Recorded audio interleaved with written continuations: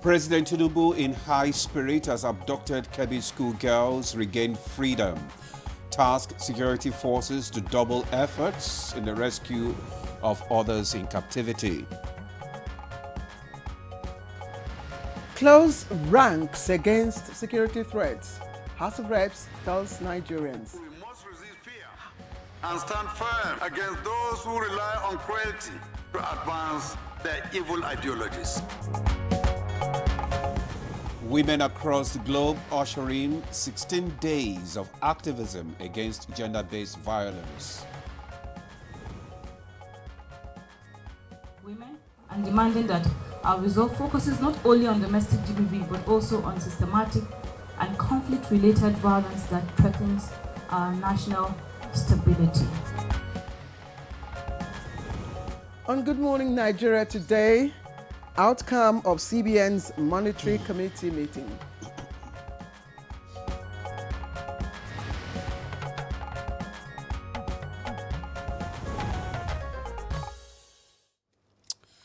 Well, Claire, if you have done business before, you know that in business, taking risk is normal, sometimes even necessary, but nothing quite prepares you for that moment when a risk turns around and bites hard.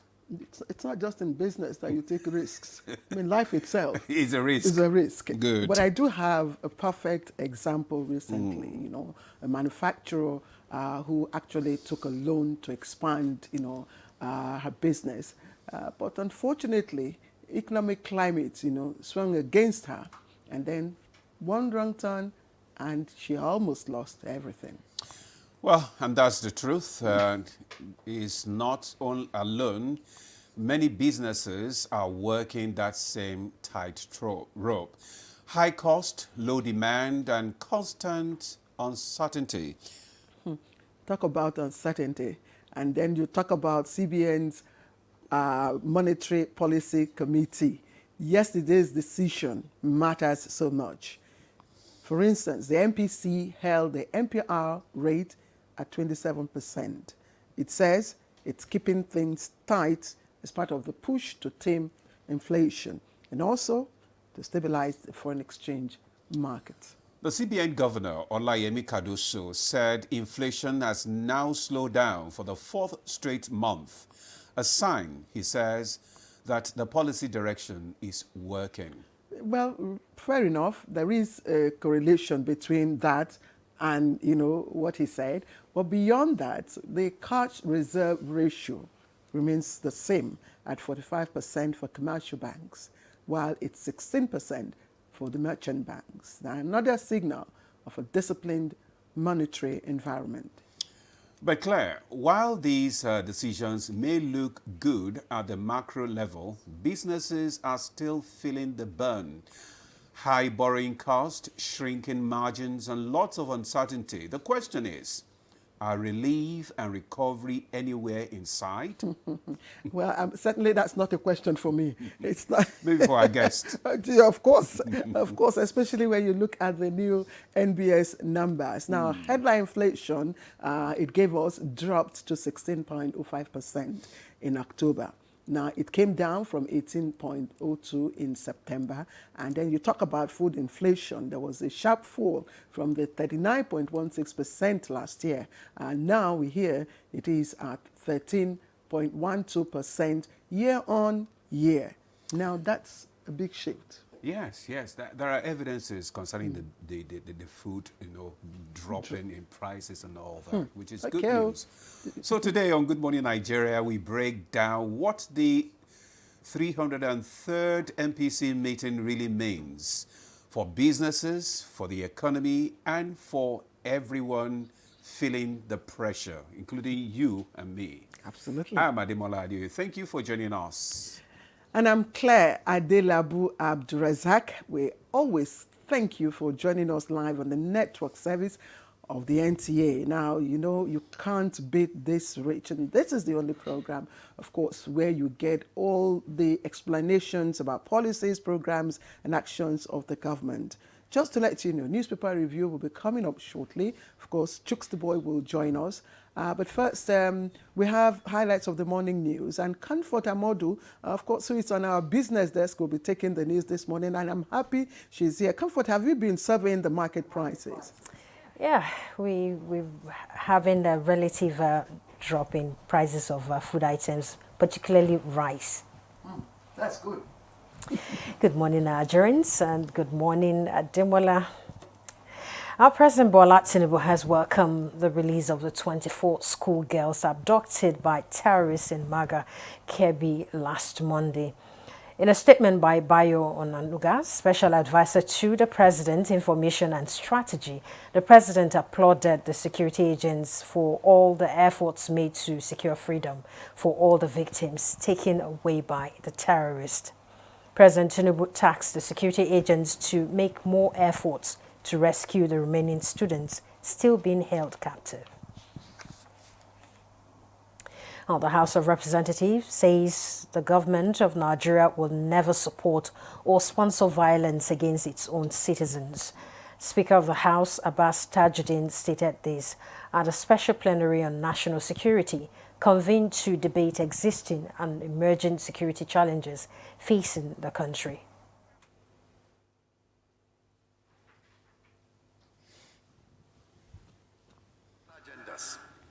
They do not reflect the policy or practice of the Nigerian state.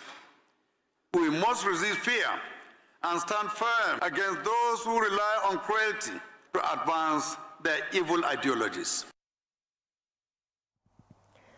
Vice President Kashim Shettima is back in Abuja from Luanda, Angola, after successfully representing President Bola Ahmed Tinubu at the 7th African European Union Summit. The Vice President had delivered President Tinubu's statement in which the Nigerian leader intensified the nation's call for Africa to secure permanent seats with veto-wielding authority on the United Nations Security Council, insisting that comprehensive reform of the global governance system is long overdue.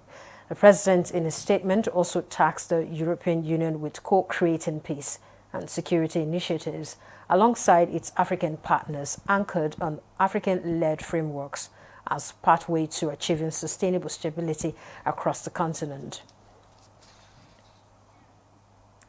As Nigeria, through the efforts of the current administration, pushes its way back into reckoning and dignity in the Committee of Nations, Nigerians in the diaspora must lend support by working with relevant agencies back home to promote innovation. Nigeria's First Lady Oluremi Tinubu made the appeal when she met with Nigerians in Qatar on the sideline of her participation at the 2025 World Innovation Summit for Education in Doha. The talking pen, you know, we saw that, but I've never seen it until I got here. But we're supposed to see it first, we.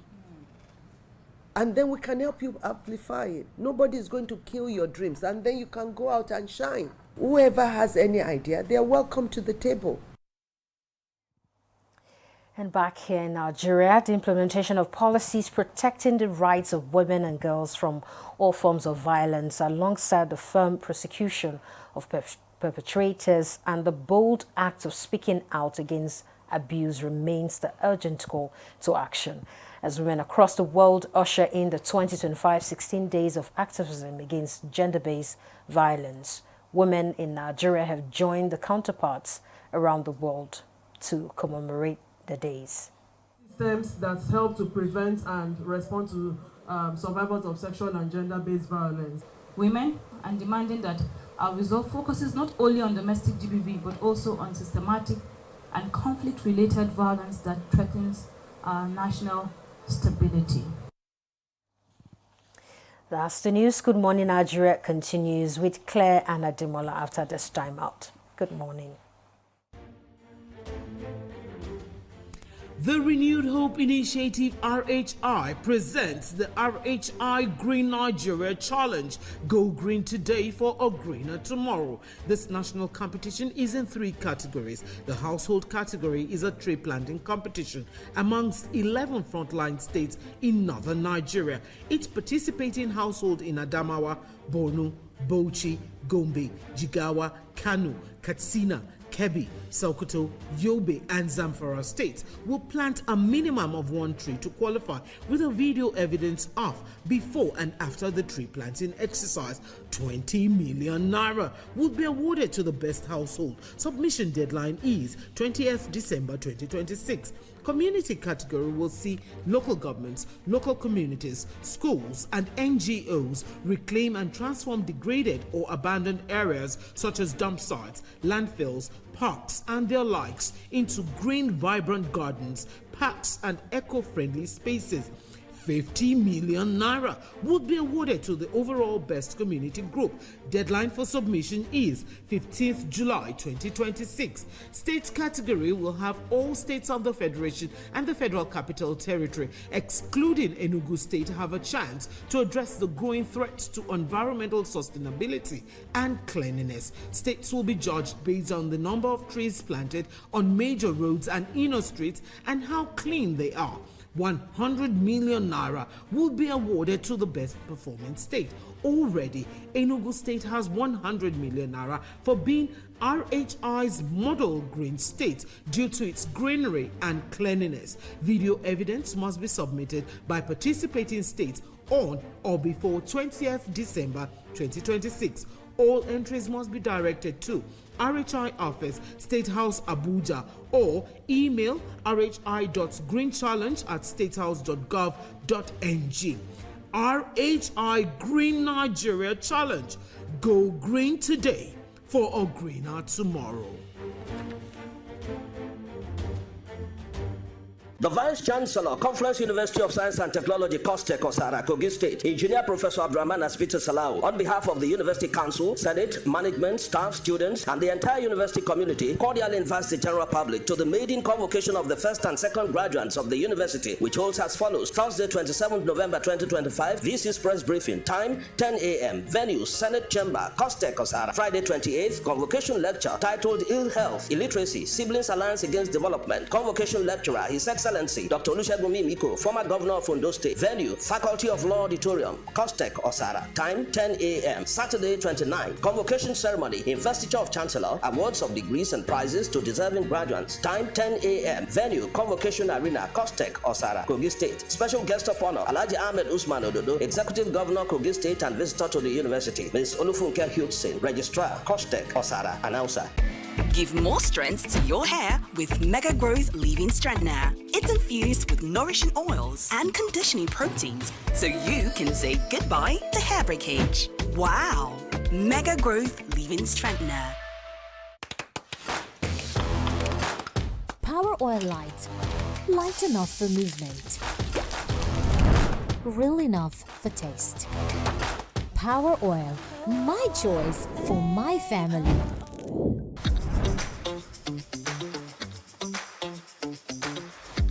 They always come back for seconds. I know why.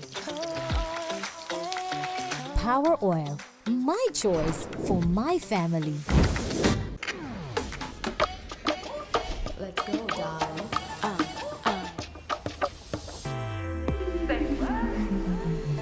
Mirror, mirror. I like what I see. Can't get enough of me. I feel like a darling. I feel like a darling. Mirror, mirror. Darling Braid. Wear the latest styles that make you feel like a darling. And the National Productivity Order of Merit Award goes to... The only tomato paste manufacturer to win the National Productivity Order of Merit Award by the Federal Government of Nigeria, endorsed by the Association of Private Medical Practitioners of Nigeria. This is an evidence of 100% natural goodness. Eat healthy to live longer. Buy now and enjoy up to 20% discount. Tomato paste, the taste of Nigeria. The Apostolic Church Nigeria, Abuja Metropolitan Area Lorna Territory under the chairmanship of Pastor Dr. S.G.O. Uye, JP, Vice President TACN Emeritus, and Pastor J.O.A. Fadigbe, Abuja FCT Area Superintendent and Metropolitan Area Leader and Convener cordially invites the general public to the 6th Abuja Metropolitan Areas Convention with the theme, How Shall We Escape the Consequences of Salvation Neglect? Hebrews 2 verse 3. Date Friday 28th to Sunday 30th of November 2025. Time Friday 4 p.m. Saturday and Sunday 9 a.m. respectively. Venue Plot 494 Durumi District Area 1 Garki Abuja. Pre-convention revival. Date 23rd to 27th November 2025. Time 4 p.m. daily. Announcers Overseer J.E. Edet, Secretary Convention Planning Committee, Pastor F.A. Homodanisil, Convention Committee Chairman.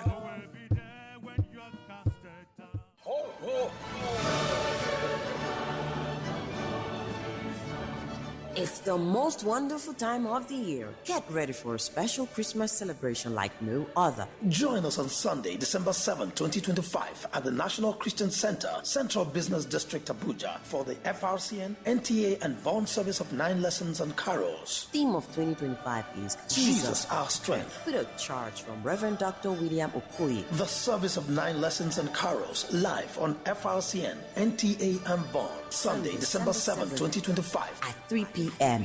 Be there at the National Christian Center, Central Business District, Abuja. Don't miss the service of 9 lessons and carols live on FRCN, NTA, and VON. Join us and celebrate the true meaning of Christmas.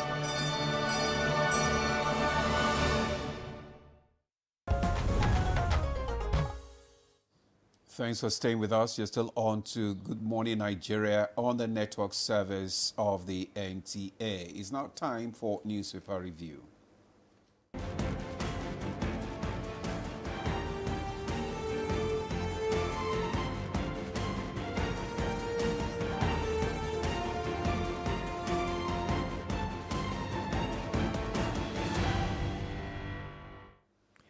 All right. I guess Chukwudi likes my face this morning. That's why I'm always, with the Malay when you were talking, I was on. So, Chooks the boy. Clear. Everything about you is clear. Absolutely. Absolutely. And you could see I was very happy there when I heard Joy to the World. It took me back to the days when my shoes were seasonal. Once a year, my mama they buy butter for us. The fog is out. What about the dress? Then on Christmas Day, we move from what about eat at least 10 places. You'll be pregnant. What about the for more when they will give you? Wait. What about the special Christmas rice? That's what I'm talking about now. Well, there's nothing like Christmas on the front pages of the newspapers. It's okay. Go on, please. So let's begin with the leadership. Chooks the boy. Yes. I know the feeling when you see the folks, and I know the feeling. But 24 abducted Kebbi schoolgirls rescued in Niger State. Matawali. That's the sharing news. Yes. No ransom paid. Security operatives exchange gunfire with abductors before rescue. Minister, President Tinubu, I am relieved all 24 girls have been accounted for. I think we should talk about this because this is almost the headline story all over. You want to pick some of these riders. No ransom pay. Very important. You see, the optics of it almost outweighs the real action that goes on now. People are meeting whatever government is doing with ready skepticism, cynicism.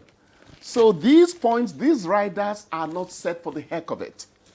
There's one man who's been saying that people are giving ransom to bandits and insurgents in Kaduna and all that.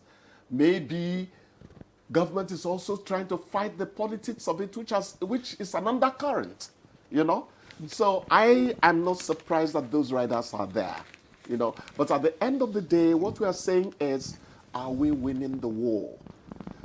The point that gunshots is changed, gunshots were exchanged, and we had to wrestle these girls out of their grips, out of their hands. Tells you another story, that our people are not lame duck in this matter. We are not just there. Our soldiers are still a potent force and can get better if the conditions get better for them to do their work. Maybe another question that will probably spring up is if indeed you exchange gunfire. Yes. Arrests. What about arrests? I think you're asking for too much now. You journalists are like that. No. We I mean, know these you. are issues But that could come I know up. it's one of the issues that have been raised, actually. Yes, it's been raised. But arrests in the field of campaign, I'm not a soldier, but my younger brother was a captain in the Nigerian army before he died. And he would tell me a few things. In that situation, I'm not a security expert, but in that situation, freeing those girls was paramount. You could even see an insurgent fleeing. You leave him alone, but to secure the girls. I think this is. Do you understand? Yes, this is a very logical yes, response please. to I want to think so. Issues of arrest and all that. Yes. The paramount objective. Secure the girls first. Then, don't worry about those evil people there. You'll get them over time. But get those girls back home. Okay, another story, Demola, just before. Teachers threatening nationwide strike over growing attacks on schools. It's also here.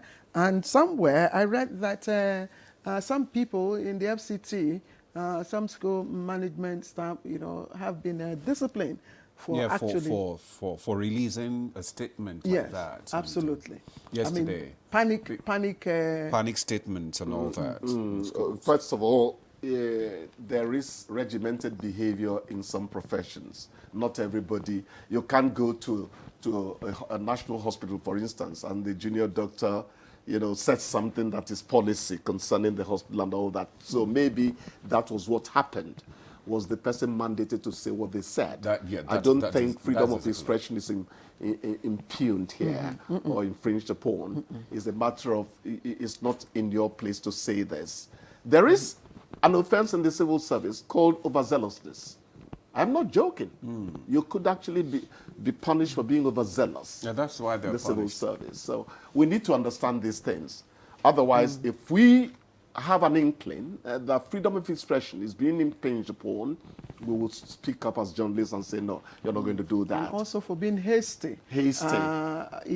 While other states may have genuine or good reasons to do what they even have at done. that. But in the FCT, there's relatively peace here. Yes, I mean the security here certainly you can't compare with what obtained in the other part. So I don't know. But there's some other one other thing you said. They are threatening nationwide strike over these kidnaps, and I say I was a small teacher at Oba Primary School on Icholona way back. So we teachers were not like that. For us to threaten a national strike over this matter, it tells you that people are becoming really concerned about the insecurity plaguing our country at the moment. So we need to up our game in terms of reining in these renegades. And I think the government is doing that with the withdrawal of all police, from VIPs and, Exactly. And also to recruit additional, is it 30,000 or 300,000? 30,000. I think it's 30,000. 25 and 30. 30,000. 30,000. But so I think the government is actually doing something about it. We should not forget to say that I don't think it has started. What?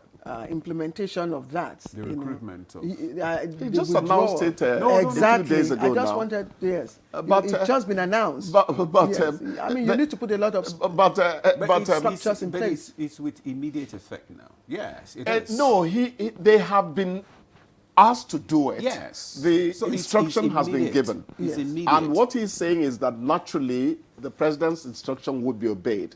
But you are saying that those boots are not yet on the ground. That's there has what to be, saying. yes. It has to be planned withdrawal. Otherwise, you will put those... they will come. Yes. They will come. Okay. No, that's why they said they should go to the civil defense. But even then, incurable optimists like me will tell you that we will take the will for the deed. Even if it didn't happen, the fact that it's been pronounced, I'm a very positive guy. Don't I look it? So for it to have been said, we should applaud that. But I should stop there now because one of my friends says I know you're waiting. We almost have the same stories. 35 million northern Nigerians are at risk of hunger amid rising insecurity. This is a report by the UN. It's on the Business Nigeria front page, just a little below the story of the rescued, abducted mega students. 35 million northern Nigerians at risk of hunger amid rising insecurity.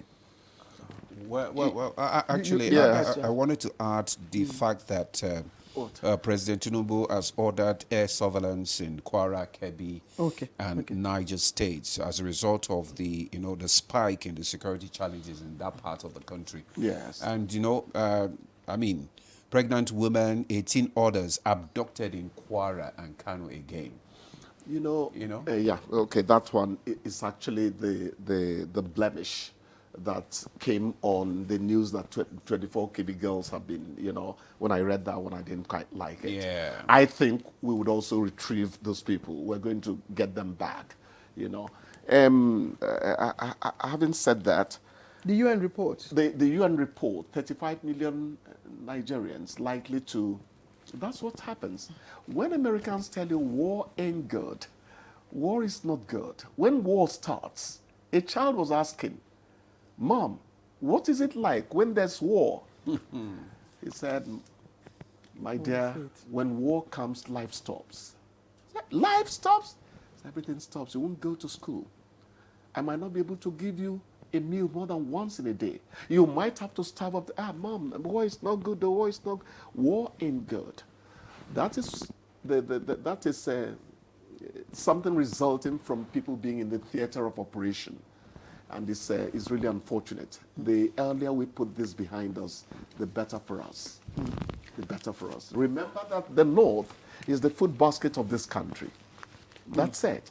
But now they can't do that which they are known for because of the conflict going on there. You tell a young northern boy in those days, go and take a job in the civil service.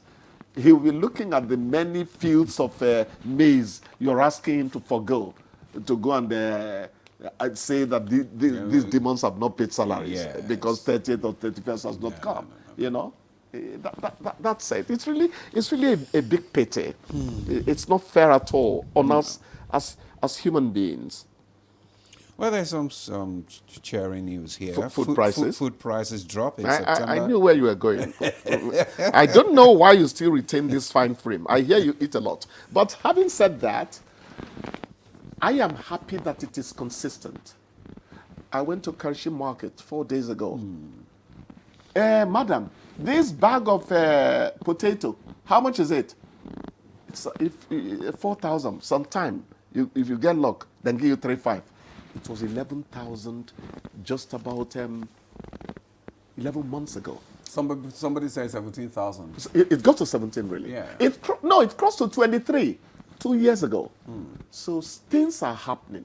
The only thing we are asking government to do is to be fair to us when the next minimum wage is being worked on. Because even as these food prices are down, you still don't have money to buy it.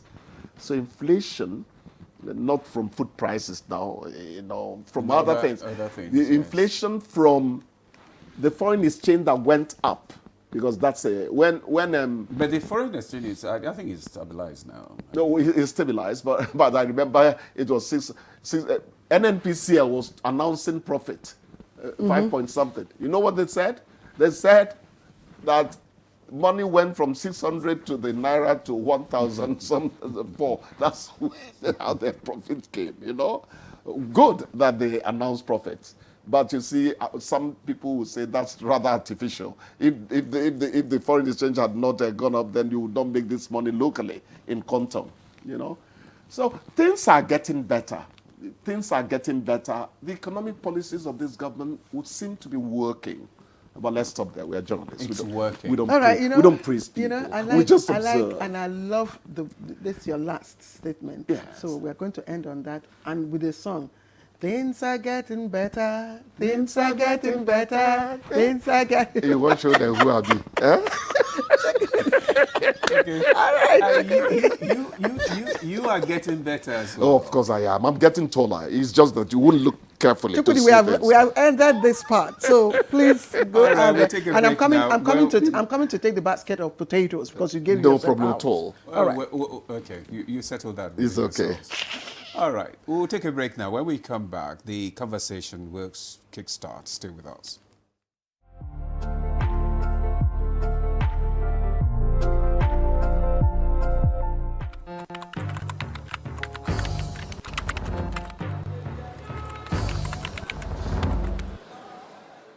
Nevertheless, we must come to terms with existential reputational threats to our national brand, in which external purveyors of untruths are mischaracterizing our nation as a destination for a so-called persecution of people based on their religious faith.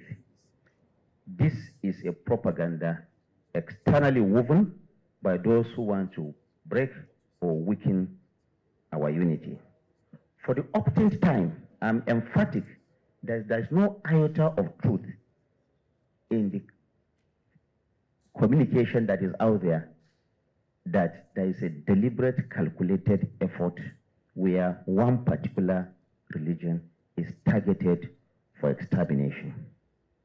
I therefore urge us to use the instruments of public relations crafted in truths and facts to vehemently reject this single despicable narrative about Nigeria. It is incumbent on all of us to unite in a voice that will ensure that Nigeria is indeed a country that is anchored on the freedom for everyone to practice his or her religion. In any case, that is what our Constitution stipulates.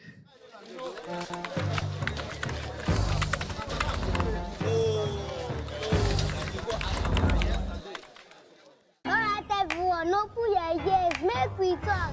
Shots might be fresh now, but you know, I beg no be slow. Ever heard of Colgate, the #1 oral care brand in the world? For zero cavities and long-lasting fresh breath. Mom, it's your time to brush. Mama and Papa buy up, use up and shine your smile. No more cover mouth. Because with Colgate, that will do ya, that with your smile. People, toilets have stains which bleach cannot clean effectively. But Harpic is thicker and sticks better, which gives 10x better cleaning versus bleach and kills germs. Oh, wow. You can now see that Harpic is better than bleach. Lagos, Port Harcourt, Abuja. The city is moving. New voices, heavy drip, all heart. From the streets to the stage, this is the next Afrobeat star. What are we here for? Let's Afrobeat star. Let's get nasty. And the talents from all over showed up to own the room.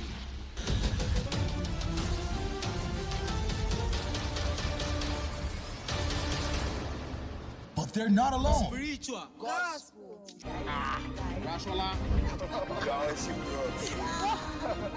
All chasing a slot to face the judges. Puffy T, SARS, Andre Vibes, P Pride. Catch next Afrobeat star on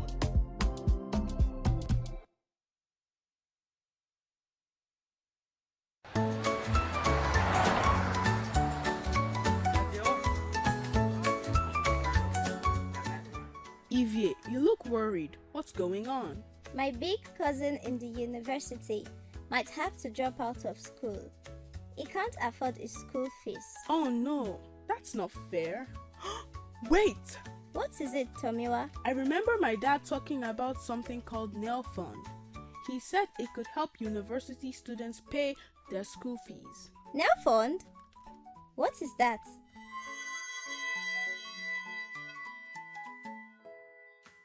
Hey, Captain Excellence! Do you also know about Nail Fund? Absolutely, Tomiwa. Now Fund is a federal government initiative that aims to provide financial assistance to students pursuing higher education. Now Fund not only gives money for school fees, but even school allowances, called stipends.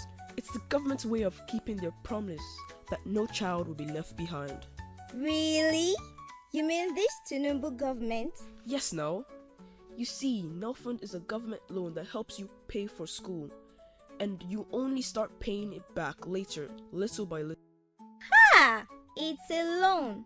Doesn't that mean my big cousin will be swimming in debt? Not exactly.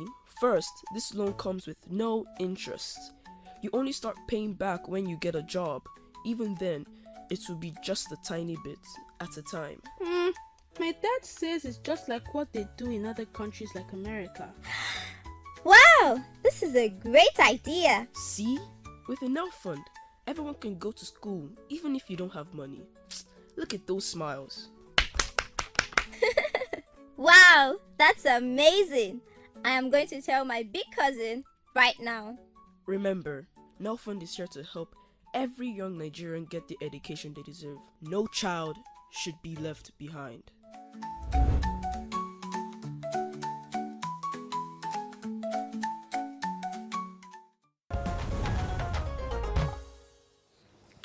All right, welcome back. I'm sure you must have heard the outcome of the CBN's MPC monetary meeting that held yesterday. Well, we hear most, if not all, the MPC rates, were retained. But what does that mean for you, for me, and for our pockets?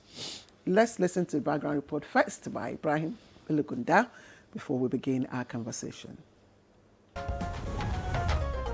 The Monetary Policy Committee of the Central Bank of Nigeria has voted to retain the monetary policy rate at 27%. CBN Governor Olayemi Cardoso announced the decision after the conclusion of the 303rd two-day Monetary Policy Committee meeting in Abuja. Members of the team deliberated on different macroeconomic indices and decided to leave the rate intact for another period. The Monetary Policy Committee retained the MPR at 27%, kept the CRR at 45% for commercial banks and 16% for merchant banks, and maintained the 75% CRR on non-TSA public sector deposits. Other decisions reached are retaining the liquidity ratio at 30% and adjusted the standing facility corridor to plus 50 and minus 450 basis points around the MPR. Expectations of another rate cut had risen after the release of October inflation figures showing continued moderation. Nigeria's annual inflation is to 16.5% in October 2025, its lowest level since March 2022, boosting confidence that price pressure are easing after months of strain on households and businesses. With inflation now decelerating, the Apex Bank delivered its first interest rate cut in 3 years in August 2025, signaling a gradual shift towards a more balanced monetary stance that considers both price stability and economic recovery. The CBN Governor Olayemi Cardoso explained that the committee's choice to hold the rate reflects its assessment that current monetary conditions are beginning to yield positive results, with gradual moderation in headline inflation and improved forex market liquidity as indicators that the tightening measures are working. How will the decision to maintain the MPR impact on the economy? How will the decision impact on price stability and economic recovery? And what are the expectations ahead of the next MPC meeting scheduled for February 2026? These and more will form part of the questions on Good Morning Nigeria, as guests are already seated in the studio for the conversation. Thank you very much, Ibrahim, for that background report and the questions that you have raised. I'm sure that our guests have listened to those questions and they are ready to give answers to them. Well, joining us to discuss the MPC resolution, we have in the studio Victor Obo. He's the Director of Monetary Policy Department of the CBN. Dr. Obo, it's good to have you join us again. Thank you. Nigeria. Thank you very much, and good morning, Nigeria. All right. Also joining us to discuss the MPC resolution. Sorry, you need water? Okay. All right, they will give you. Sorry. Okay. All right. Also joining us for today's discussion in the studio is Professor Uche Uwaleke, Professor of Capital Market, Nasarawa State University. Prof, good to have you again. Thank you, Damola. Good morning, Damola. Good morning, Claire. Good morning, Nigeria. All right. Claire, you have this. Okay, let me just help Claire out here. We also have in the studio our third guests. We have Farouk Abdullahi, financial analyst. Farouk, good to see you. Good morning, Nigeria. Good morning to you too. All right, let's kickstart our conversation while we get some water for Claire. so that she can clear her throat. Sorry. All right. Dr. Obo, let's look at the MPC resolution. All the rates were maintained, and not all the rates, okay, but most of them. Yeah. Okay, tell us why. What are the resolutions this time around? Okay. Thank you once again, and welcome Nigerians to this forum. If you watch carefully in the past couple of meetings, the atmosphere was relatively tense. Okay. Tense because inflation rate was very, very high up there. But we have come to a horizon of, gradual deceleration in inflation, meaning that the rate at which prices are increasing are on a decreasing trend. And that means that we are approaching, a horizon where we'll be able to stabilize prices for the generality of Nigerians. It's also important to make this point that MPC meetings are not mere rituals. Every meeting comes with its peculiarity because of the depth of analysis, the rigor that goes into the analytics before the meeting. The data-driven approach employed by the current management of the bank and the Monetary Policy Committee is such that new data are subjected to rigorous analysis. So it's not just to sit down and then maintain the status quo and go away. We look at data, interrogate those data deeply. So coming directly to your questions, we were coming from a September meeting where, remember, there was a marginal rate cut by 50 basis points. And that was to appreciate the fact that with the little headroom we had in terms of inflation deceleration, there was need to give growth recovery a breathing space. That happened at that point in time. This time, after looking at the data, it was very clear that the previous rate cuts that had happened needed time for their impact to be felt and to be transmitted to the real economy.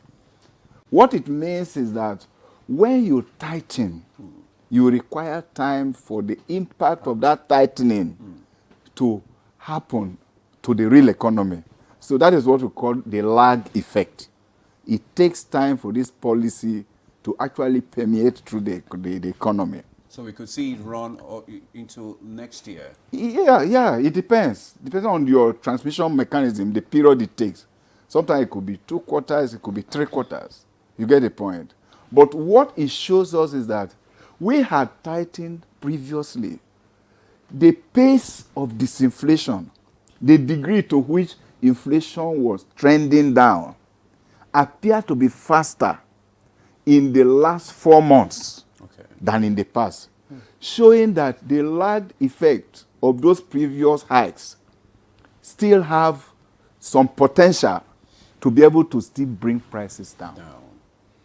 So at this point, what is global best practice is to hold on for those lag effects to begin to, exhaust its potential on the economy. So that is on one side. The other point is that, people could expect a cut, which of course is their opinion. And monetary policy is also aware of the need for growth. But we should remember that inflation is still high at double digit. 16 is not yet to huru. It's not a good place to be globally. The best area or horizon for inflation is single digit. We are also comparing ourselves with our peer countries. Ghana, for instance, had hit 8%. Kenya is around 2%. You know, India is lower. You know, so even Egypt, that we were hovering around the same area, has come down to 12.5%. So we have to be competitive, because if your inflation is very high, it simply means that the real rate of return on investment is low or even negative, as is the case for some of the securities in Nigeria. Maybe I'll stop here. Yes, Dr. Obo, thank you. You know, me, I like I always say, this technical, you know, languages I don't understand. We need to break it down. I know, Demola, if you understand it, I don't know. When we hear MPC is going to hold this, I mean, CBN is going to hold this MPC meeting, you know, sometimes my heart, I hold my heart in my hand saying, not again, we're going to discuss this issue. And I'm sure a lot of Nigerians too do so. Now that the CBN has decided to retain the parameters. Some. Well, most of the parameters. Yes. Most of the parameters, especially the MPR. Yes. I'm just wondering, can we also advise the traders in the market to retain their prices? Okay. The answer to that could be yes or no. And this is why. What we have done is that the MPR, which we call the monetary policy rate, is a signaling rate. What it means is that holding it means that the rate at which commercial banks would borrow from the central bank has not changed. And if it has remained the same, it simply means that it will trickle down to such that the rate at which commercial banks will lend to retail borrowers should also remain fairly the same. Okay. I'm saying fairly because there are other factors. Of course, you remember what we call ceteris paribus, all things being equal. Yeah. So there are other factors that also affect lending rates. You know, then you now talk about structural issues, cost of managing business, fuel, so many transportation and so on. There are several other factors that could affect it. But if you zero into the lending, the borrowing cost itself, it should fairly remain the same. That is what we are saying. Okay. I hope that is not too technical. No, it's not too technical, but it answers the yes, we can say traders, you know, retain your prices. What about the don't retain your prices? As a matter of fact. Yes. Okay, Prof. As a matter of fact, if you look at it critically, the central bank actually reduced that rate, the rate at which it lends to commercial banks. Just as he said, the MPR, monetary policy rate, is the rate at which the central bank, in its capacity as a lender of last resort, you know, lends to commercial banks. Now, that rate, as you rightly noted, was retained at 27%. But there's something else the central bank did, which also amounts to, you know, reduction in the effective lending rate, and that is the adjustment in the corridor. You know, we said central bank retained all the parameters, but they adjusted the corridor. There is what is called corridor around the monetary policy rates. Okay, that corridor is the margin. Okay, if the central bank says MPR is 27%, okay, as we have it now, before yesterday, that corridor was plus 250 basis points, minus 250 basis points. I will also help you understand it. Now, 250 basis points means 2.5% plus. So it means that before now, if the central bank was lending money to commercial banks, central bank will lend to them at 27 plus 2.5. That is 29.5. So that is the rate at which they were borrowing from the central bank, 29.5. But now, central bank has reduced that corridor. Okay. Yes, from 2.5 to just 5, you know, from 250 basis points, you know, to 50 basis points. So now central bank lends to them at 27.5, you know, plus 5, which is 27.5, instead of 29.5. So you can see a reduction. So, you know, Other things being equal, again, borrowing from what he said, ceteris paribus, we expect the banks to also respond and lower their interest rates. Right. Okay. Again, two things happened. I talked about corridor. Corridor, you have, on the one hand, you have the standing lending corridor facility, which is the 0.5. Central Bank also reduced, or rather widened, the deposit side. When banks have excess funds, they tend to deposit them with the central bank, and central bank gives them a return, just as in a bank will also pay you when you deposit with the bank. Now, before now, the central bank... Do they pay us? Yes. Before now, the central bank, if you pack your excess funds with the central bank as a bank, central bank will give you 27% minus the 2.5. So that's 24.5. So central bank will give you interest on the money you're depositing. But now central bank has further, widened it, has now said, okay, it's no more going to be at 24.5. It will now be at 22.5. That is, they have now, reduced the return they give banks. What that means is that they're discouraging banks from packing funds. So banks will have more money at their disposal now in two ways. One, by borrowing, at a cheaper rate from the central bank, and by also having some, funds with them, they can also place with their, fellow banks. So what I'm saying is, now going forward, we expect that what the central bank has done, which in my view is a cautious easing. They're easing, but they're doing it cautiously. They're not touching the headline rate, but they're looking at the margins. Okay, it should also translate to lower lending rates, because central bank has effectively reduced the rate at which it lends to them. So banks should also in turn reduce the rate at which they lend to customers. But you heard what Dr. Obo said, and you also repeated it, ceteris paribus. Yes. So the reduction, via the corridor, yes, depends on ceteris paribus. Yes.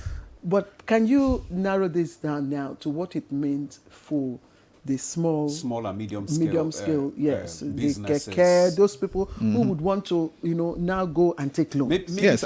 Maybe Farouk can say something to that. Yes, okay. Okay, thank you. So let me give a holistic context to what we have been discussing. You see, the whole idea of this development revolves around the premise of efficient market hypothesis, which means it implies that the market reacts to certain changes in policy, information, and all of that. The question now is the Nigerian market fully efficient? Would say that yes, we are fairly efficient, we are getting there. And I also appreciate the fact that, the central bank is rigorously working on information, on data, to scrutinize data very well, to give out to the economy, the real impact of the data through policy formulations and whatnot. So what this means is that MPR adjustment and the asymmetric corridor, tweaking also would impact on the ordinary Nigerians in several ways. How? Prof has mentioned that, but let me put it in a more simpler form. Yeah. By virtue of the plus 50 and 450 basis points that was done, it simply means that the banks are discouraged to deposit money, to keep money with the central bank, because they are going to get less compared to when they give out money to, small businesses and lenders. Okay. Because they are making just 27.5%. They are making 0.5% above the MPR. Let me put it in that form. But now, if they were to give out these loans to small businesses, to manufacturers and all of that, they will make more money. And by implication, it makes it, incentivizes lending money to SMEs. Money will be very much available. The banks would rather prefer to borrow out money, to SMEs and other, manufacturers and other sectors of the economy than to keep money with the central bank. So it means that funds will be available for lending, and which by implication should incentivize, access to funding, access to financing, and all of that. So this is basically how SMEs will be impacted because of the availability of funds. I think by implication, you will see now banks scouting for people on the street to come and take loan, and that is what is going to happen. And it also gives the lenders, the negotiating powers also to say, oh, okay, this is what it is. I'm going to, negotiate. It gives them more, leverage to negotiate on the interest rate that they are taking out the loan from. And if you look at our major lenders like the likes of Dangote's, and whatnot, they will have more negotiating powers. And what that does to the economy is that it incentivizes production. It boosts the productive, capacity in the economy, because interest rate has been talked down, it's been negotiated, and all of that. And if you look at it from the context of foreign portfolio investment, the figures are very favorable. We have been seeing a lot of FPIs now. The returns on it is more fancier, more attractive to investors because of the high rates that is attributed to their investment returns. So it's a good one, but I think that is more of a short-term impact it's having, and we expect to see more in terms of foreign direct investment, which ultimately have a long-term impact on the economy. It gives employment, create opportunities, boost productivity and our exports and all of that. I still like to speak further on the tweaking of the asymmetrical corridor, of course, and the ability of banks to lend and protect, small depositors and all that, while the CBN is still retaining liquidity ratio at 30%. What's the connection? How will the banks be able to do that if you have tweaked this, but you retain the liquidity ratio at 30%? You see, fundamentally, there are various parameters, there are various tools that the CBN can use, to make monetary, policies, adjustment and decisions and whatnot. So each of the tools that they use is meant to, address a particular issue or solve a particular problem at a particular time. They cannot use all of it holistically. MPR is maintained for a reason. The asymmetric corridor, is tweaked for a reason. Before, if the banks keeps the money with the central banks or keeps it with them to lend out, to lenders, it makes no difference, because the 250 plus / 250 plus basis points means that the benefits is equated. So now the logic behind that is that the MPR is being maintained. It doesn't only serve the purpose of just maintaining it for a reason. It addresses inflation, if you look at it from that aspect. And in order to address inflation, another important aspect is the foreign exchange. And what does that do to the foreign exchange if the MPR is relatively high? It instills stability in the foreign exchange market, and it gives, investors will be able to predict the trajectory at which, our policies are going. So this would make them, invest more in the country, and that's where we are seeing more of FX flows in the country. And look at our foreign. You know why I asked that question? Because on the one hand, you are saying banks, we are giving you laxity to, give out, more loans. But on the other hand, while you're retaining that liquidity, you're also tying the bank's ability to perform the same function. A prudential ratio, as financial soundness indicator, is important that banks. In fact, as we speak, a number of banks have liquidity ratios far in excess of 30%. So I think the major issue is maybe the cash reserve requirement, which I'm sure that is what you actually meant. Cash reserve requirement. For each deposit, a bank is expected to keep cash. Yes. Now, that's cash reserve requirements. Remember that in September, it was as high as 50%. the central bank actually reduced it for commercial banks to 45%. And for merchant banks, of course, retained at 16%. So if you look at the trajectory, so far, you will realize that the central bank is gradually moving into the easing space.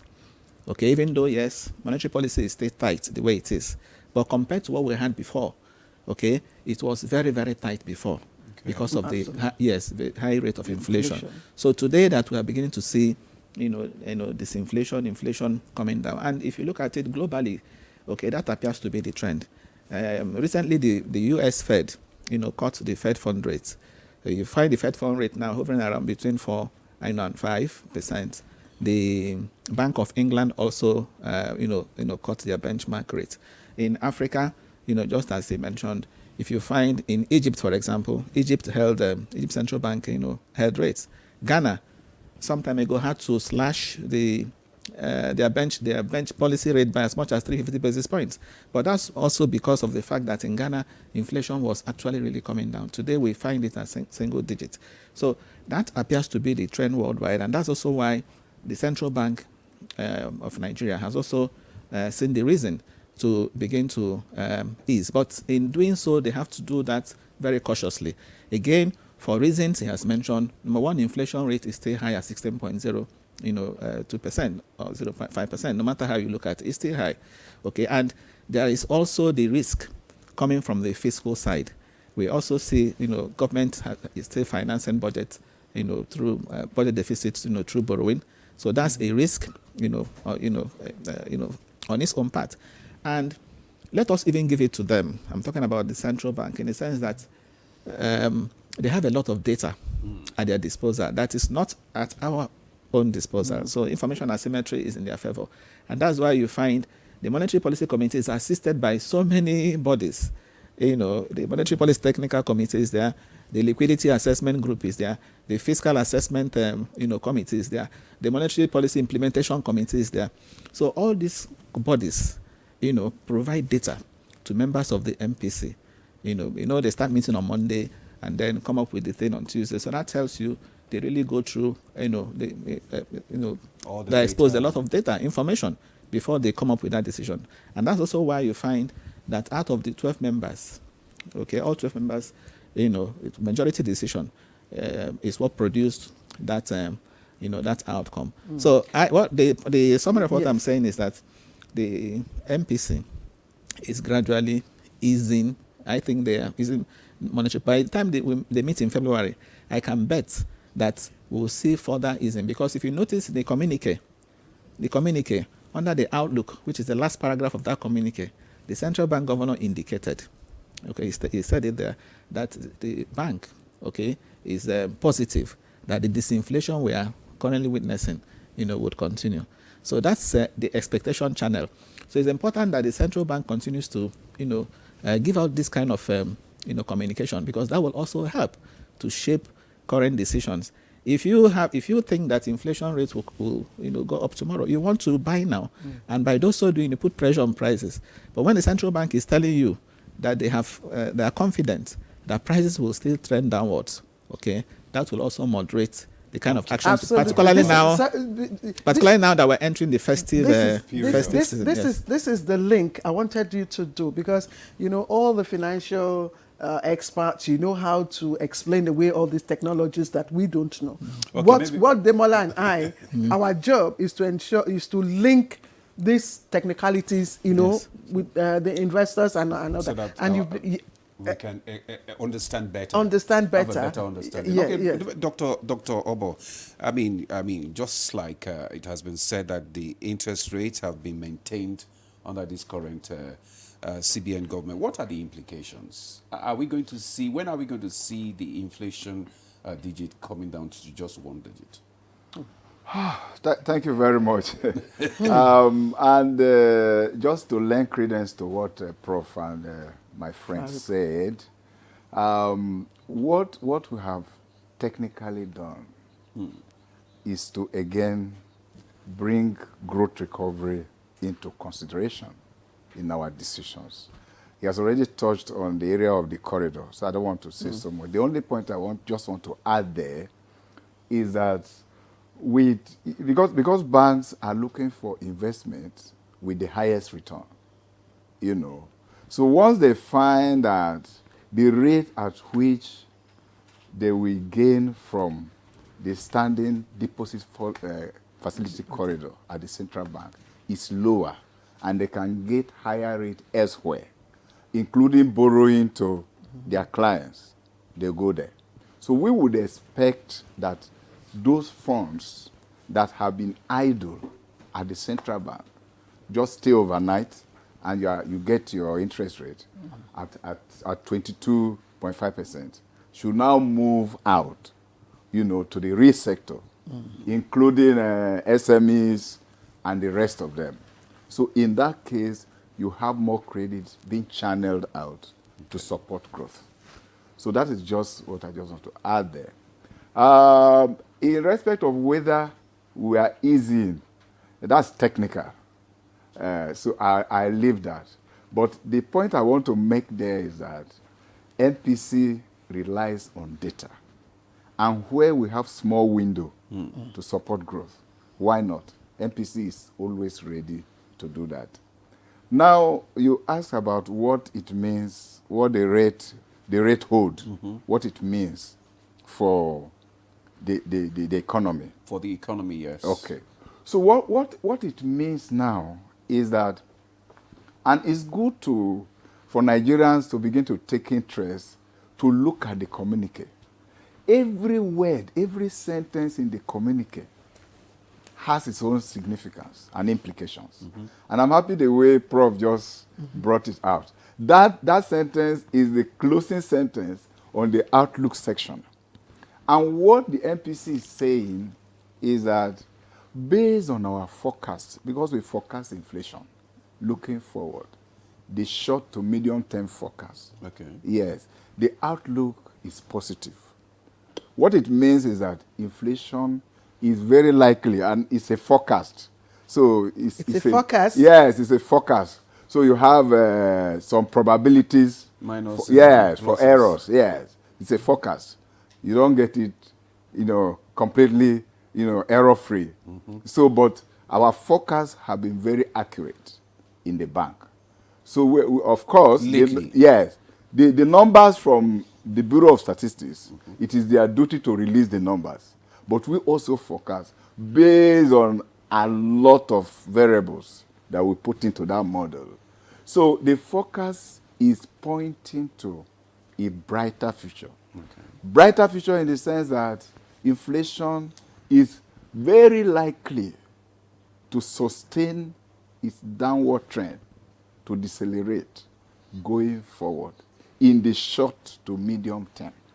Yeah. Ceteris paribus again. I would ask. So what it means is that if that happens, and because it's subject to some sudden shocks, there could be some shocks that might change your prediction or your forecast. Yeah. I was going to ask you. You have forecasted and you think nothing will going to happen, and then all of a sudden you see external shocks beyond your control. That is why, Prof, we ask in social science, what's your margin of error? Very good. Exactly, you are there. Yes. So what's the margin of error? Yeah. So our margin of error is very, very minimal. Okay. Actually, our significance is at 1%, which means in most cases you are 99% almost reliable. Almost reliable. Yes. Yes. That's Ceteris paribus again. All things being equal. Yes. And I assure you, our forecasting capability in the bank has been outstanding, not just in the recent time. It's been outstanding because, again, we compare when the forecast is made and the actual numbers are released. We compare the margin of error, the difference between our forecast, because the forecast comes before the actual numbers are released. And if you look at that over time, the margin of error has been very, very minimal. And you need to give it to the central bank. I give it to you. Some economic experts have, suggesting that you should focus more on resolving structural issues instead of, depending solely on monetary policy. Yeah. So that is fine, and that takes us to the arena of policy coordination. You know, the wisdom of early macroeconomists is this fiscal and monetary handshake. Each of them having their own clear objective, but again the need to have a handshake and coordinate and collaborate, since we are operating a single economy. So that collaboration, I assure you, has deepened tremendously under this current management. So there are a lot of meetings where we, and MPC acknowledge, the central bank acknowledge that we cannot do it all by ourselves. Because inflation, yes, theoretically it's a monetary phenomenon, but there are structural drivers, especially in developing markets like Nigeria, where we have a lot of structural issues. We cannot deny the fact that transportation, for instance, the price of PMS and the rest of them, energy, even insecurity, all these issues affect inflation to some extent, you know. So what needs to be done is that, and I must acknowledge that the federal government, the fiscal authority, are also doing a lot. If you look at the inflation numbers, you will see that food inflation has come down tremendously. And I tell you, a larger part of that role is in the fiscal sector. You know, food supply, increased food supply, and the rest of them. And if that has not happened, we wouldn't have recorded that. So when we attribute the credit for slow inflation, we also acknowledge what the fiscal is doing. So those structural drivers are within the realm of the fiscal, and government is addressing a lot of them. Yeah. Of course, look at PMS. The price has, relatively stabilized. Again, we talk about stability, not the value, the high price, yes, of course, but the stability allow you to plan. Yes. Yes. Is it the food or prices stability, food stability, that is driving down the inflation? Again, as I said, inflation is decelerating due to a lot of reasons. The tightening, because there are several causes of inflation, but the main monetary cause is that when there's too much money chasing few goods, it drives the price up, right? So central bank is doing its bid. The aspect that central bank can effectively control is to reduce aggregate demand, and we do that by tightening, ensuring that not so much money is in circulation. You get the point? That is on one angle. The structural issues that Demola raised are those issues that have to do with, in terms of supply-driven factors. For example, if there's not enough supply of food, prices will go up.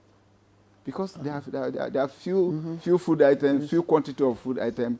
If transportation is rising, you know, it's going to add to the price of food. Yeah. Okay. Those ones are cost push. You get the point. So those are the aspects that the federal government are addressing. So there's a synchronization, and that helps to drive inflation down. Okay, Dr. Abo, thank you. We have a few messages coming in. We'd like to take some of those messages quickly. Ahmed Baba Dikwa from Maiduguri has sent a message. He says, this administration's central bank has demonstrated a commendable commitment to monetary order and professional conduct. The notable stabilization of our economy, especially given the challenging circumstances inherited from the past, is a clear signal that the policy approach is sound. My primary concern, however, lies with the long-term sustainability of this progress beyond the current administration. So sustainability factor. A.T. Michael from Lokoja, why are the lending rate on interest from microfinance banks high at the moment? Well, everybody can answer this. Then good morning, NTA. Central bank lending rate at 29.5, while commercial bank annual lending rate is 65. How can the price of commodities be reduced in markets with this rate? This is from Musa Abubakar. Again, central bank lending rate is 29.5. Commercial bank annual lending rate is 65.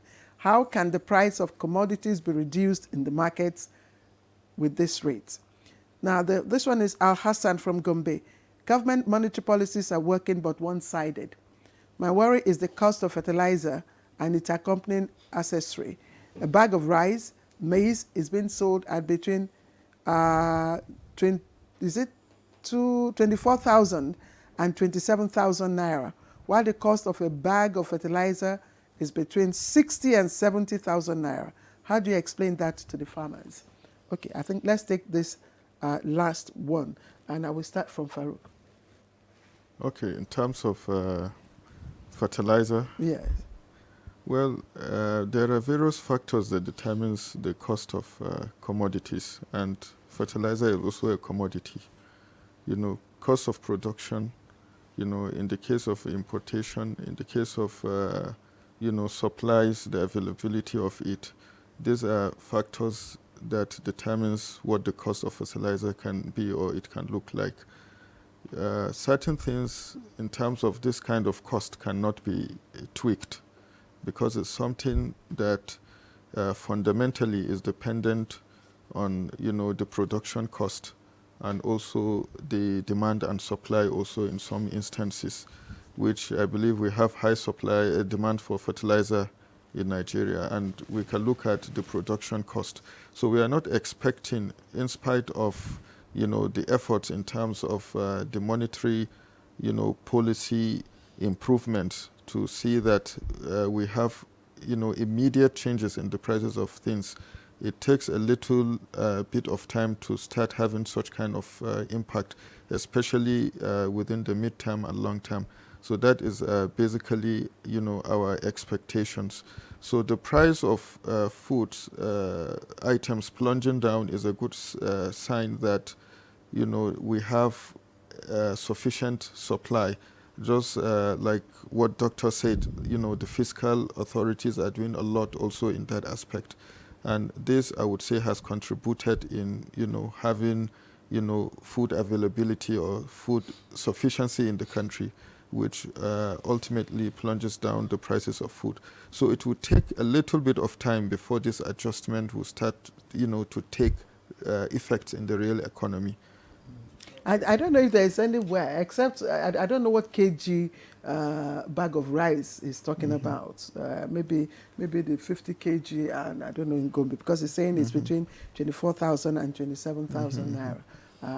Maybe that's 25 kg. Maybe 25 kg. 25 kg. Okay. The other question, Professor Waleke, he says, lending rate. CBN is lending at 29.5, while commercial bank annual lending rate is 65. How can the price of commodities be reduced in the markets at this rate? Well, I doubt if the figure he gave for the commercial banks, I don't think it's not. Yes, it's not that high. But of course, certainly it's higher. Certainly is a lot higher. Of course, it has to be higher because, just as we have explained earlier, that MPR is more like the floor. Okay. It's a benchmark rate.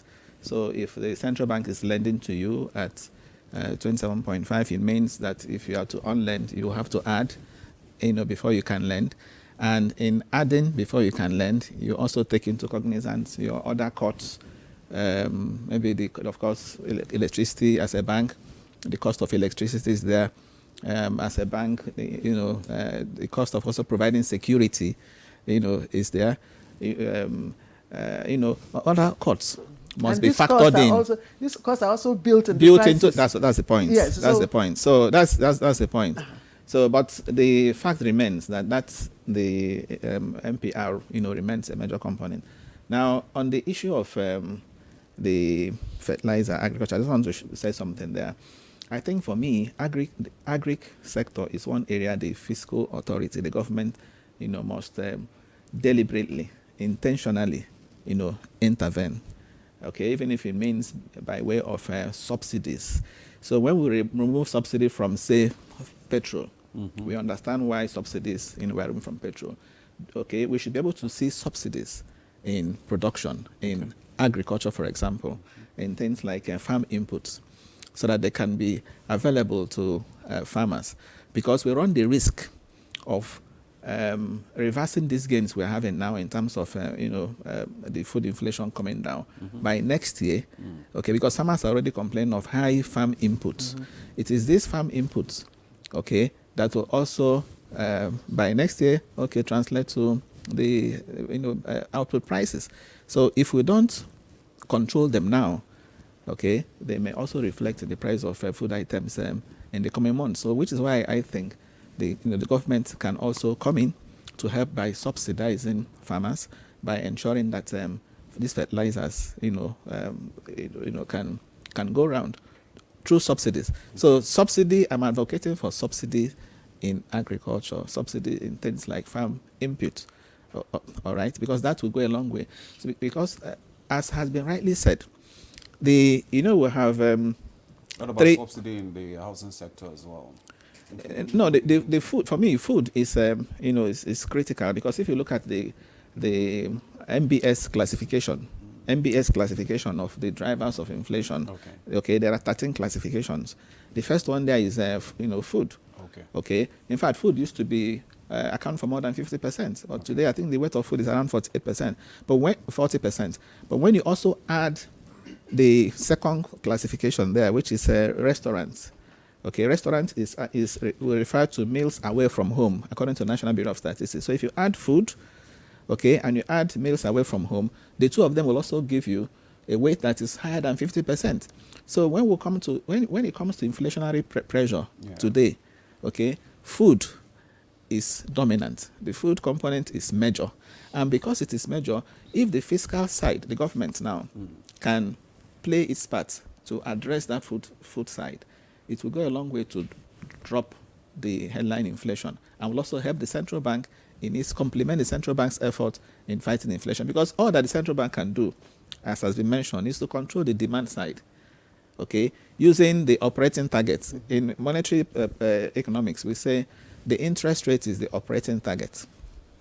Okay. Then we have the intermediate target, which is the money supply. Okay, particularly your broad money, M2 or M3. And then you have the final targets in the case of Nigeria, which is inflation.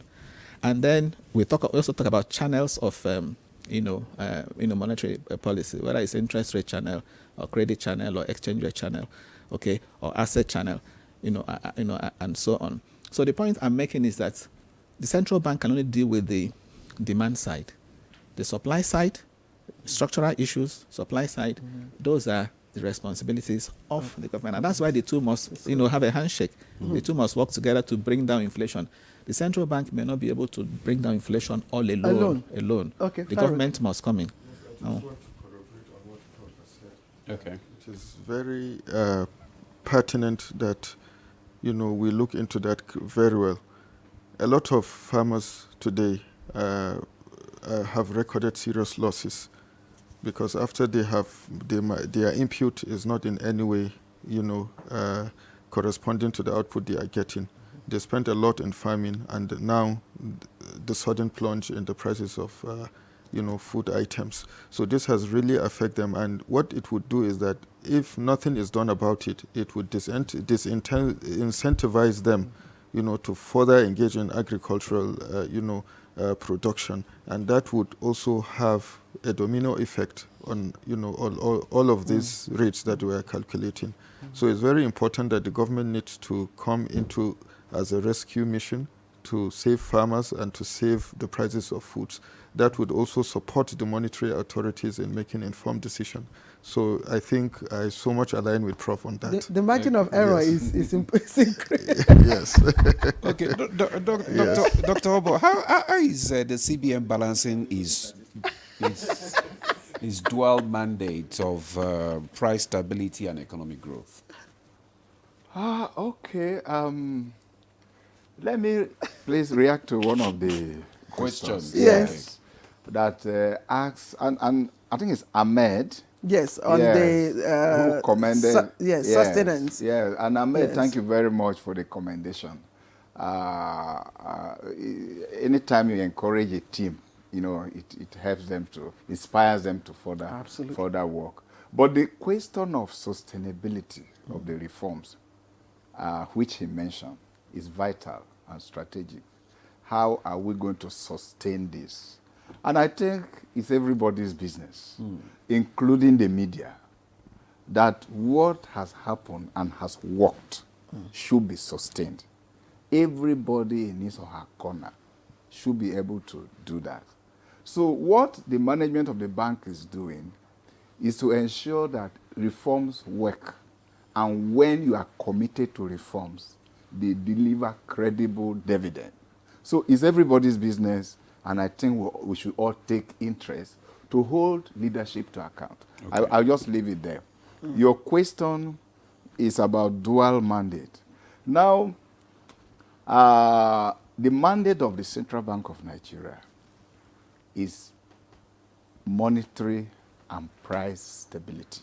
Okay. Yes, it's monetary and price stability. Creating a conducive environment that will promote growth. So, on our side, we want to ensure that that macro stability is established and sustained over time to be able to engender growth. And Mr. Governor made a very important statement yesterday. If you listen to the Q&A, he said that growth must sit on stability.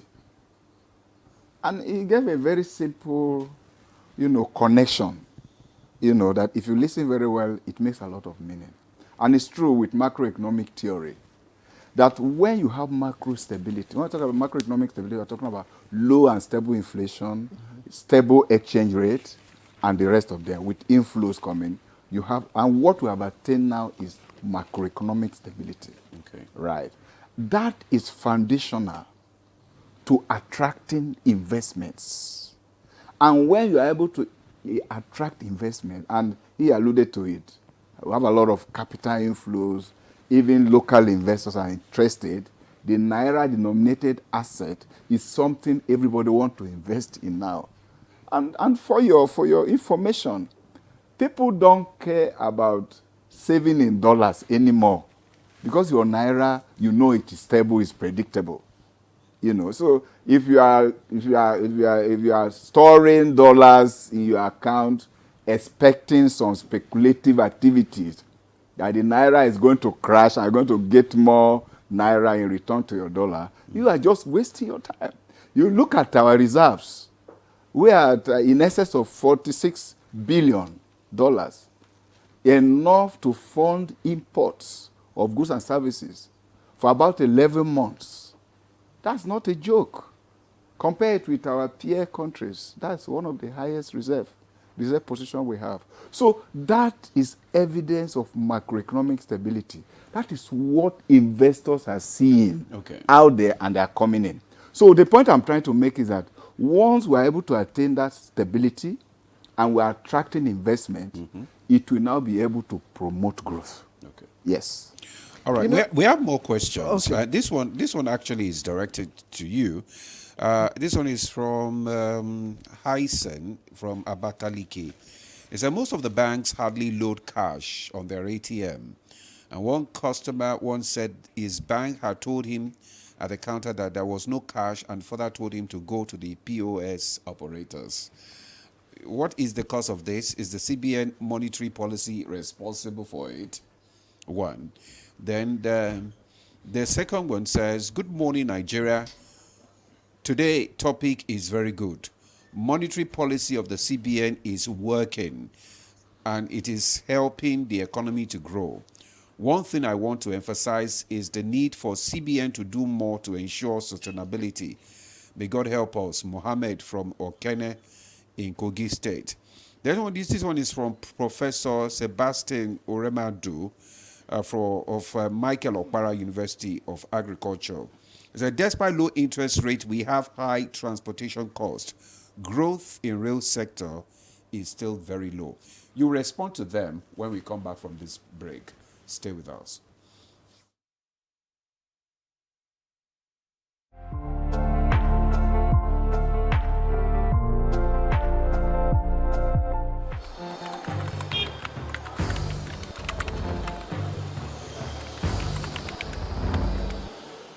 have no better friend and partner than Nigeria.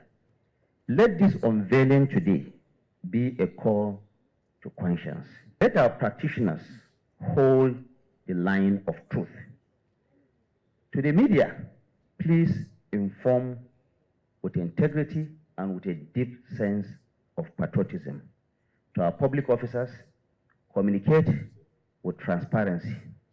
To citizens, please let us speak with empathy. Let us come together to become the voice of responsibility, the voice of the world that heals division, that inspires hope, and drives development.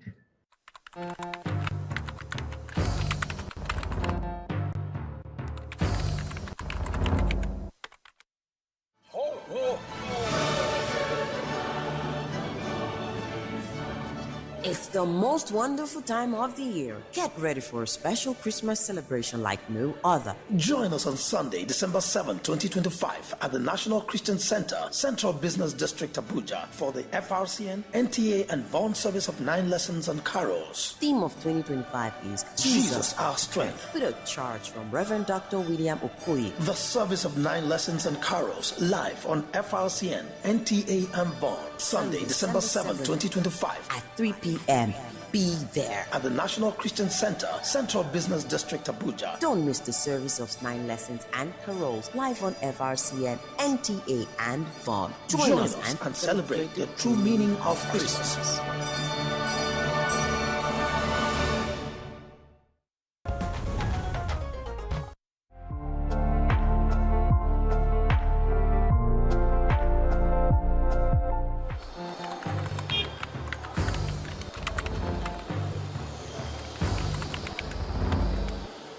You have no better friend and partner than Nigeria.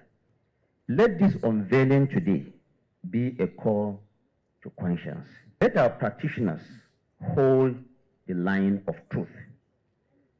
To the media, please inform with integrity and with a deep sense of patriotism. To our public officers, communicate with transparency. To citizens, please let us speak with empathy. Let us come together to become the voice of responsibility, the voice of the world that heals division, that inspires hope, and drives development. Because a lot of transactions. POS. Thanks for staying with us. You're still on to Good Morning Nigeria on the network service of the NTA. And our discussion is still on the MPC resolution of yesterday. And we still have our guest here.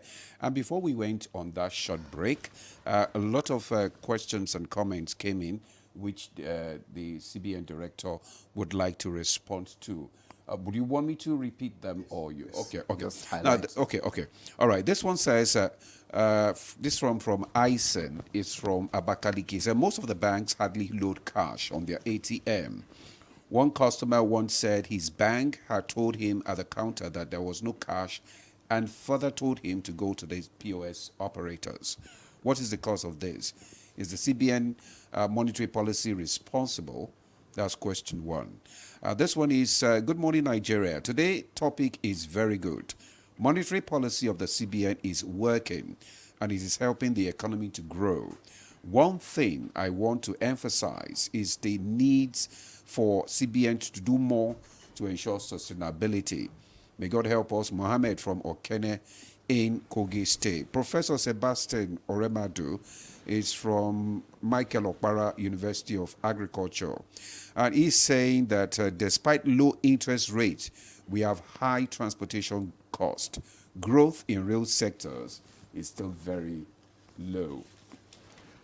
Thank you very much, and I appreciate all the questions. I start with the issue of cash through the ATM, or the machines. Central Bank ensures that cash is available through those that will need cash. We should also, however, remember, and a lot of effort are made in this direction. The Central Bank has a whole department that is called currency operations that is devoted to ensure that currency is available at every point in time. So if you get to your your ATM, and you can't get your cash, you have a reason to worry because it is your money. And there are channels for which you can complain. There are channels for it. Even though central bank is moving towards a cashless economy, and that is best global practice. In fact, there are many countries in the world that you go to that you can't even use cash. People will not collect cash. But we know we are gradually transiting. So no one should be denied of his or her cash, at any point in time. That does not mean that we should not encourage a cashless economy. The POS are there to complement what the banks are doing. They are not substitutes. They are not substitutes. So that is the point. But the point here is that if there are repeated issues that has to do with continued, absence of cash in ATM, the customer has a right to send a message to the CBN. And our social media handles are there to just send a message, even if Facebook or WhatsApp or whatever. And there's a whole department of consumer protection in the central bank again that is devoted to addressing customers' complaints. Okay. Yes. All right. What about this? Professor Sebastian says, despite low interest rate, we Yes. have high transportation costs. Yes. Growth in the real sector is still low. Yes. So that is correct. But when we juxtapose the growth we record from where we are coming, then you will appreciate.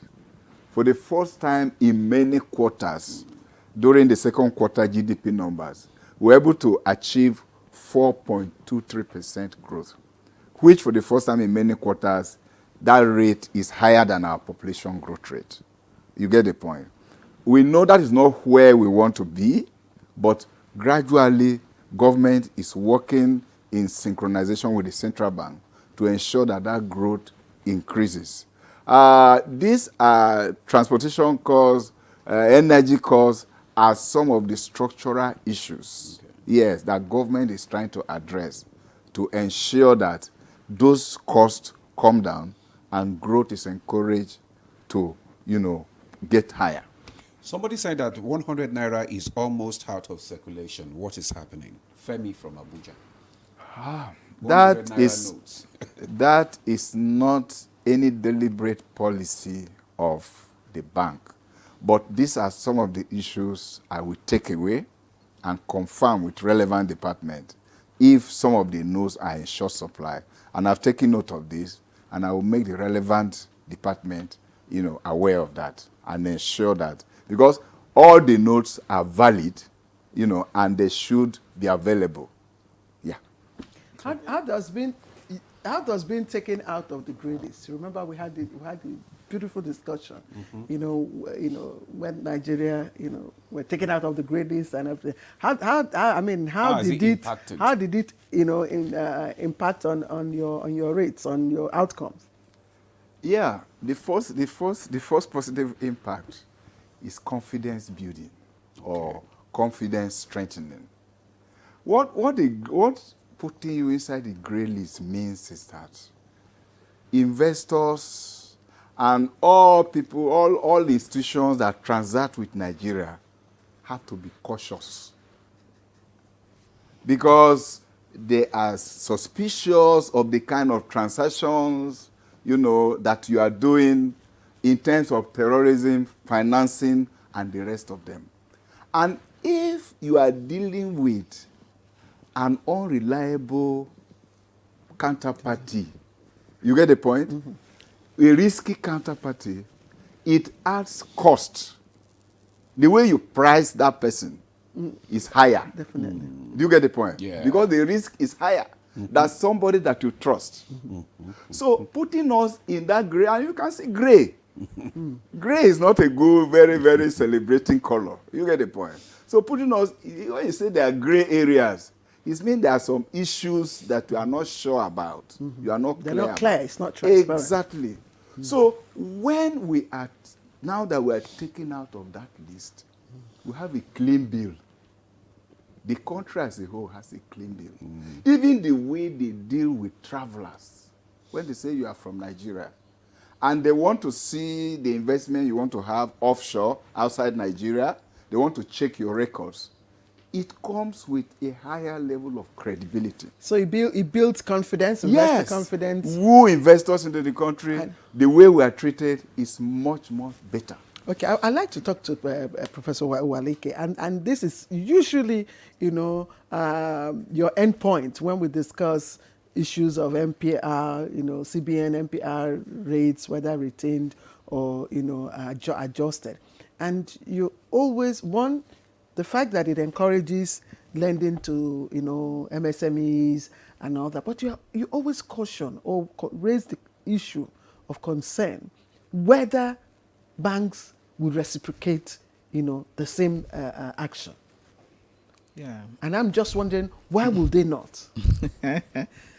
Yes, why would they not? I think we have somehow tangentially, talked about why they won't. Again, the issue of other factors. Banks will always tell you that there are other costs that they are grappling with, and these other costs too, they tend to build them in. The fact remains that prices generally are sticky downwards. They're sticky. You find the central bank today increasing the monetary policy rate. So what do we find banks do? Immediately they will also revise, their own rates. So once central bank increases, you find them automatically also repricing their loans. In fact, you get a message saying that your something has been increased. Yes, but when the central bank reduces, yes, they drag. So that's what I'm saying. They're sticky. Yes. They don't respond almost immediately because, as I said, they will need to also take into cognizance the other factors too, the other costs, that go into their so is it a concern? Operations. So of course it's a concern, and that's why too, as I said, the Monetary Policy Committee has a number of bodies that are assisting it. One of which is the Monetary Policy Implementation Committee. There is an implementation committee within the bank that should also be oversight, checking these things and trying to ensure that banks in turn comply. Now, one of the things too, I would like the director, since he's here, to take away. I was happy when he said the question you asked him, he will take note of it. Another thing I would also want him to take note of has to do with this issue of mutilated and unfit notes. There appear to be so many. You go to banks today, what they give you in circulation. Okay, so what is the bank currently doing to ensure that, I know there's, of course, the cost of a replacement is usually a factor, but the central bank should ensure, particularly now that we are moving into, and the funny thing, this festive season now, you're going to find that the new notes, you only find them at events when people spray. That's people will be looking for the major issue. Yes, people will be looking for new notes. Meanwhile, people are hoarding them. Yeah, they are so hoarding I them. think this is the time for the central bank to put in place measures to ensure that these new notes, once they make them available to banks actually also give them out without hoarding. Okay, because some people even go to buy them and that's what I'm resell. saying. I'm saying yes, which is of course illegal, an offense. Yes, it's a crime. So these are things the central bank at this point in time, should take cognizance of. Do you have a department that monitors all these activities? Yes, and that is Currency Operations Department. But we have not been getting any feedback. Yeah, they have. In fact, you will remember that people have been charged to court for openly spreading Nigerian Naira, marching on them and all that. There have been cases. There have been sensitization, people that have been hoarding those have been arrested. I think some cases should still be in court as I speak. But it's an issue because there's a value chain, there's a cycle through which these notes gets to the, consumers, from the minting to the central bank, and then we don't distribute those cash directly. They have to pass through commercial banks, deposit money banks. But when you get to the banks, they tell you that is how we get them from the CBN. But in terms, no, I'm talking about hoarding of new notes. That is it. But with this, what the bank again, the central bank has a way of checking how those notes are distributed to customers through the commercial banks. No commercial bank is allowed to hoard those notes or to sell. If there's any evidence that those notes are sold, it becomes an offense. It becomes anyone that is asked by the bank to purchase, to pay an extra dime on those notes should report to the central bank. Okay. And that bank will be sanctioned. That is on one side. The mutilated notes is something that every period they are withdrawn from the system. They are withdrawn from the system from time to time. But it's also a point that I'm going to raise. As we approach the festive period, central bank is very cautious. It's a seasonal effect. So at this time, we understand that there could be some plans to sabotage the system and ensure scarcity of notes. But I want to assure Nigerians that central bank is aware of that. And you could remember last year, the governor did so much, and there was a seamless availability of notes during the festive season. And there's also machinery in place to ensure that as we approach the festive season, you will have enough notes. Nobody should worry to hoard any note because there will be no scarcity during this period. I assure you of that. All right. Thank you. Thank you. Farouk, I know that right now we're experiencing a lot of stability, but with global uncertainties, how do you think the CBN can, navigate this? Well, global uncertainties are issues that sometimes are diversifiable and sometimes are not. As we can see, locally, we can do a lot, in navigating through all of these things. We know our economy depends solely on oil as we speak today, in terms of, our export gains. So this goes to tell you that we need to prioritize and diversify our economy. Focus should be there. Incentivize, other manufacturing and productive, capacities in the countries. So once we're able to do that, we'll be able to diversify a lot of that. And also, there should be proper coordination between the fiscal and monetary authorities. Yeah.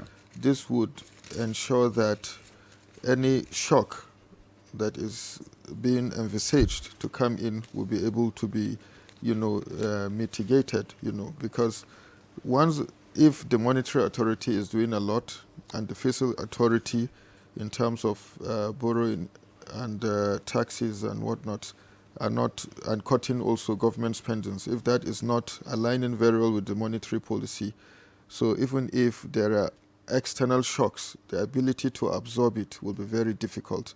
So that is why it is important we try to look at that. At the heart of everything is that we need to, diversify our economy. We should leverage on that. And at the heart of it, food security is very important. We must also leverage on that because, food today is the major driver of our inflation. So once we're able to solve that, it will go a long way. And this is something that we have the productive potentials in Nigeria. We have good arable lands. We have, farmers that are willing to go to farmlands. But also another issue is the insecurity in those areas. These are things that we need to work on to ensure that farmers are able to go and farm safely and all of that. So if you look at the summation of all of these things will amount to positioning us in a way that we'll be able to surmount, any external shocks. As I told you, some are diversifiable and some are not. Just look at what happened during the COVID-19 global economic, shutdown. So this is something that not even the strongest country could be able to, scale through.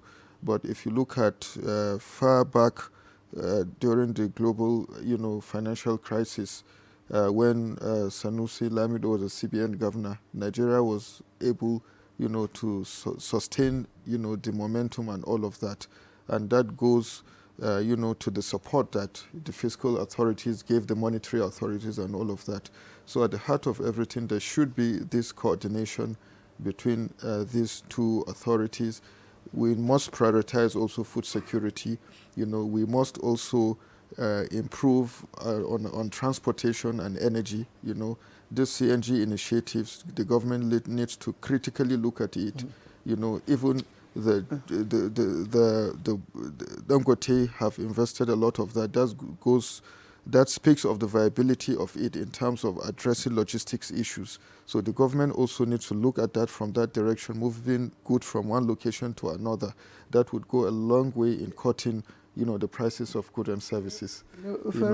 You have touched on almost all the shocks, But my last question to Professor Waleke and to Dr. here, Dr. Obo. Dr. Obo here is, if we could use the Likert scale format, Professor Waleke, what would you say would be the most likely threat that could push up inflation again? Okay, thank you. You taught me. So. Yes. Student now. Is it a 5-point Likert or 3-point Likert now you're talking about? Likert scale. Anyway, I think the risks, the downside risks are there, no doubt. And I think for me next year, what appears to be a very strong risk next year will be the election season. Okay. Yes, election season next year. There'll be a lot of campaigns. But the good thing is that the MPC is also meeting in February. They have an opportunity to meet in February. I think by second quarter of next year, my fear is that if it's not well handled, the economy might take the back seat. Okay. And then we'll now begin to now see reversals in some of the gains. But I don't pray for that. But the election season, in my view, constitutes a major threat. And why is that so?